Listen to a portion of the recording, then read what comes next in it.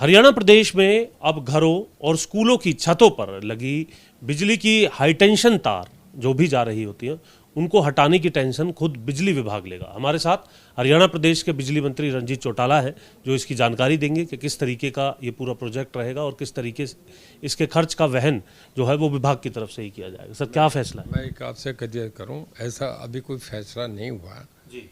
पिछले साल हमने एक बार करा था, उसके लिए कोई हमने 87 करोड़ रुपया मार्ग करा था और घरों में लोगों की जो इस तरीके की तारें थी, जोड़ पे, आपके स्कूल के ऊपर, कोई घरों के ऊपर तारें जा रही थी, सरकार ने अपने हेड पे हटाई थी।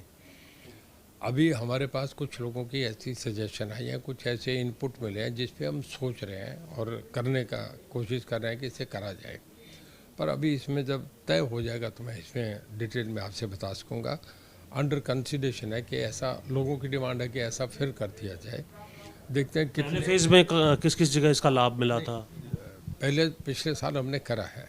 अब के अगर ऐसा कुछ हुआ, हमें अपनी फाइनेंशियली इम्प्लीकेशन देखनी है, हम इतना फंड स्पेयर कर सकेंगे, कहाँ है, ज़रूरत की कितनी है, तो उसके लिए कुछ सोचेंगे। ये हमने एक आपस में डिस्कशन में एक चर्चा हुआ है जिसको मीडिया अभी ये ले रहा है कि हमने कर दिया, ऐसा कोई फैसला नहीं हुआ। ठीक है। इसके अलावा आपने जो इंडस्ट्रियल एरिया है वहाँ पर 24 घंटे बिजली देने के लिए एक अलग लाइन बिछाने की बात की, उस पर फैसला हो गया? एक एक्सप्रेस फीडर हम बनाने चाह रहे हैं। नहीं, उस पर हमें उसकी आउटलाइन, हमारी टीमें जा रही हैं, गुजरात जाके विजिट करके आएंगे, वो देख के आएंगे। एक्सप्रेस डिलीवरी का मतलब है कि हम 24 घंटे उसे पावर देने की गारंटी करेंगे, क्योंकि हमें किसान से तो 10 पैसे पर यूनिट मिलता है, हमारी अपनी थर्मल की प्रोडक्शन 5 रुपये पर यूनिट है। पर जो एक्सप्रेस डिलीवरी में हमें इंडस्ट्री जो है, हम गुजरात लाइक वाइज करना चाह रहे हैं, वो हमें 8 रुपये पर यूनिट मिलेंगे।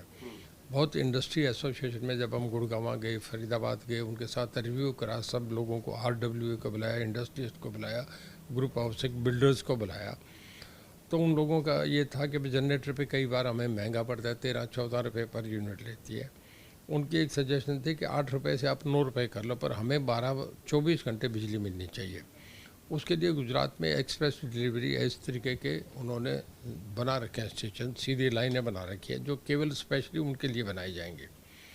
उसमें 24 घंटे बिजली देंगे, और अगर कभी हमारे बीच में नहीं होता, बीच में कोई फॉल्ट आ जाता है, 2 घंटे नहीं दे सके, तो वो हम कवर करेंगे, या फिर उनके हम जो बिल होगा उसमें उसे कंपनसेट करेंगे।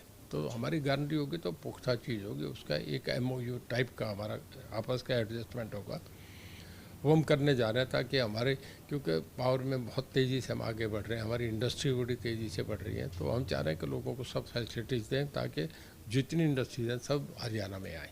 धरातल पर ये दोनों चीज़ें कब तक हो जाएंगी? इंडस्ट्रियल एरिया के लिए एक्सप्रेस लाइन और दूसरी तरफ घरों की, स्कूलों की छतों से लाइन हटाने एक बार गुजरात विजिट करके आ जाए, उसके बाद हम पुख्ता बता सकेंगे कितना समय लगेगा।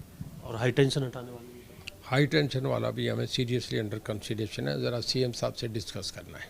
जगमग योजना के तहत अब कितने गांव के अंदर बिजली हो रही है? और साथ ही आपने ये भी फैसला किया है कि ढाणियों के अंदर बिजली जो है वो 24 घंटे दी जाएगी। क्या वो जगमग योजना वाले गांव? गाड़ियों वाला तकरीबन फैसला कर लिया, हम बस ये कभी भी किसी टाइम भी इसे अनाउंस कर सकते हैं। हम 24 घंटे किसानों को, जो ढाणियों में रहते हैं, उनके पशु को, सबको लोग कहते थे, हमेशा जहाँ भी जाते हैं ये दिक्कत, अमूमन MLAs भी हमें कहते हैं।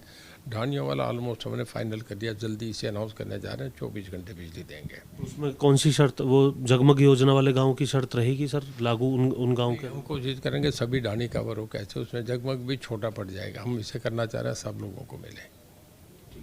जेलों के अंदर सर किस तरीके के सुधार की बात चल रही है और मॉडर्न जेल को लेकर के क्या कॉन्सेप्ट है? देखिए, जेलों में हमने अभी पीछे CM साहब गए थे, जब भिवानी जेल का एक्सटेंशन का मामला था, उसकी इनागोरेशन थी, 700 कैदी पहले थे, अब 1000 नए कैदी उसमें और बढ़ाया गया, उसी एरिया को बढ़ाया गया है। नई जेल नहीं कहते हैं, एक्सटेंशन ऑफ जेल कहते हैं। तो उसमें मैं भी था, CM साहब थे, हमारे DGP और सब लोग, होम सेक्रेटरी सब गए थे। तब पहला पेट्रोल पंप हमने कुरुक्षेत्र शुरू करा, उसमें हमें 90-95 लाख रुपया एक साल में हमें इनकम हुई है। तो जब उनसे बताया गया कि ऐसे ऐसे सभी जेलों पे, हम 11 जेलों पे ये करना चाह रहे हैं, तो उन्होंने वहाँ अनाउंस करा था कि मैं 14 करोड़ रुपया एक्स्ट्रा दे रहा हूँ, ताकि सभी जेलों में अब बांटने के, पर कैदी को खाने की उसका वो सारा बढ़िया मिले। तो पहले एक दाल फुल्का दिया जाता था, उसके साथ एक सब्जी भी हम कोशिश करें, उसके साथ दही भी दिया जाए, तो उसमें खाने में बहुत इम्प्रूवमेंट कर रहे हैं। प्रॉपर डाइट जो है वो दी जाए और ज़रूरी डाइट दी जाए।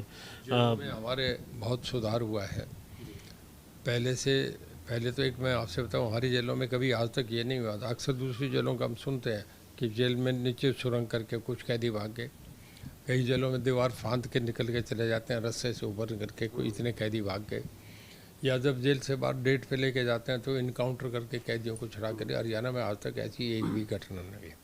हमारी रोहतक में एक बहुत हाई सिक्योरिटी जेल बन रही है, मॉडर्न जेल जिसको। हाँ मॉडर्न जेल है, जो पूरे नॉर्दर्न इंडिया में एक मॉडल होगा, जिसमें 50 जैमर लगे होंगे, 3 टायर उसमें सिक्योरिटी सिस्टम होगा। हमारी पहले हरियाणा की पुलिस जाएगी, उसके बाद दूसरी ड्यूटी जो रहेगी वो CRPF हो या कोई भी सेंट्रल एजेंसी की होगी, ताकि आपस में कनेक्टिविटी नहीं बने। जिसमें राम रहीम रह रहे हैं उसी को अपग्रेड। हाँ, जितने हार्ड क्रिमिनल्स हैं उन सब को हम रोहतक की जेल में रखेंगे।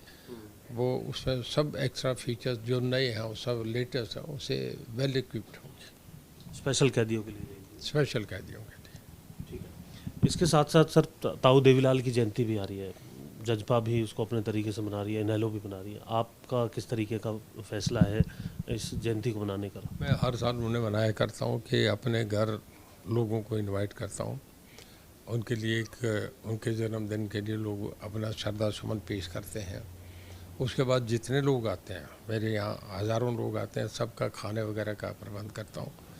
अपने अपने तरीके से हैं, कोई बाहर जाके मनाते हैं, मैं क्योंकि देवीलाल की सिरसा जन्मभूमि रही है तो मैं वहीं करता हूँ। और सिरसा के लोग उनके साथ जब वो 20 साल से जब उन्होंने राजनीतिक जीवन शुरू करा तब से लेके उनके लास्ट तक भी सिरसा के लोग रहे, तो मैं ये समझता हूँ उन लोगों में उनका ज़्यादा हो तो ज़्यादा अच्छा लगता है, तो वो करता हूँ। जजपा सीकर में भी बना रही है सर ये कार्य? हाँ, वो वहाँ मना रहे हैं। देखिए देवीलाल एक बहुत बड़ी संस्था थी, अगर कोई भी मनाए, लोग अपने तरीके से सब जगह मना रहे हैं, सीकर भी मना रहे हैं, कैथल में भी मनाया जा रहा है, तो मुझे तो खुशी है कि देवीलाल के लिए लोग उनके लिए श्रद्धा सुमन के लिए पहुँचते हैं। एक केंद्र का आपने अभी देखा था संसद के अंदर किस तरह एक ऐतिहासिक फैसला हुआ है महिलाओं को आरक्षण को लेकर के। कांग्रेस कह रही है कि इसे 2024 में ही लागू करना था, चाहे वो जनगणना हो चाहे परिसीमन हो, तमाम चीज़ें फिर पहले से करनी चाहिए थी। अब ये कब लागू होगा पता ही नहीं। जब भी देश में कोई जननायक पैदा हुआ है, जनमानस जिसके साथ है, तो मजबूत आदमी ऐसे फैसले लेता है। मैं मोदी साहब को बधाई देता हूँ, पिछले साल उन्होंने एक फ़ैसला लिया था कि 3 तलाक का फ़ैसला महिलाओं की बहुत बड़ी सुरक्षा की। ऐसा फैसला किसी ने, ऐतिहासिक फ़ैसला था। बहुत जो औरतें थी वो इस बात से बच गई, जिन्हें घरों में 5-5 औरतों को जब चाहे उन्हें 3 तलाक कर देते तो वो बंद हो गया। अब ये एक बहुत बड़ा फैसला है। 30% महिलाएं जब आएंगी, मैं तो कदर करता हूँ कि जितने आप स्कूल के रिजल्ट्स देख लें, IAS के रिज़ल्ट देख लें, किसी भी भाग में देख लें कि औरतें सबसे ज़्यादा टॉपर वो आती हैं। IAS में भी पहली तीनों जो है वो टॉपर वो लेडीज़ रही हैं। बच्चों के जब सीनियर सेकेंडरी स्कूल के रिज़ल्ट आते हैं तो उसमें भी टॉपर महिलाएं रहती हैं। तो महिलाओं को एक बहुत बड़ा सम्मान दे रहा है मोदी साहब की, एक बड़ा अद्भुत फैसला है जिसका हर कोई आदमी स्वागत करता है। मैं समझता हूँ ये एक ऐतिहासिक फैसला होगा, जिसमें पिछली बार जब महिलाओं का फैसला करा उन्हें 3 तलाक वाले में, उसमें तो कहीं कहीं कोई विरोध में भी था, कोई पक्ष में भी था।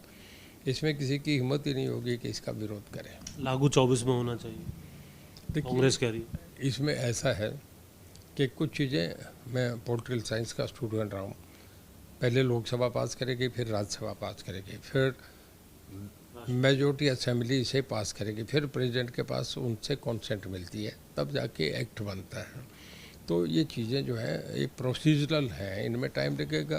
कांग्रेस अपनी भाषा में कुछ बोले, फॉरेस्टेशन में आदमी की सीमाएं नहीं होती। कानून की बात आपकी मान ली जाती है यहाँ पर, क्योंकि आपने एक प्रक्रिया की बात की।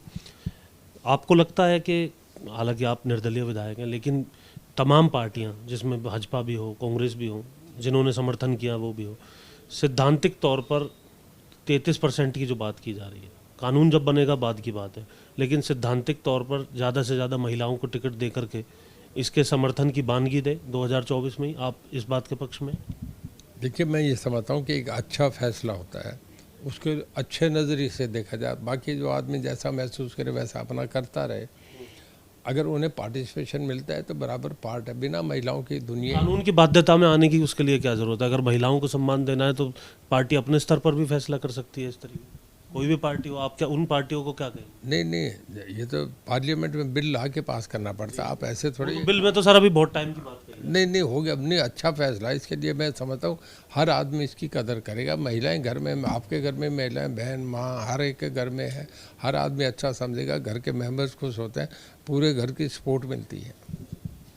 शुक्रिया बात करने के लिए। तो हमारे साथ कैबिनेट मंत्री रंजीत सिंह थे। सीधे तौर पर जहां बिजली विभाग में अहम फैसले किए हैं, तो वहीं जेलों को भी आधुनिक बनाने की ओर कदम उठाए जा रहे हैं, और ये भी बताया गया कि किस तरीके से हाईटेक जेल रोहतक के अंदर बनाने की बात की जा रही है। साथ ही महिला आरक्षण बिल को लेकर के भी उनका ये कहना है कि एक प्रक्रिया इसके लिए इस्तेमाल करनी होगी, और उस प्रक्रिया के बाद जब ये कानून बनेगा तभी इसे सिरे चढ़ाया जा सकता है। चंडीगढ़ से कैमरामैन बलजीत के साथ जितेंद्र चौधरी, खबरें अभी तक।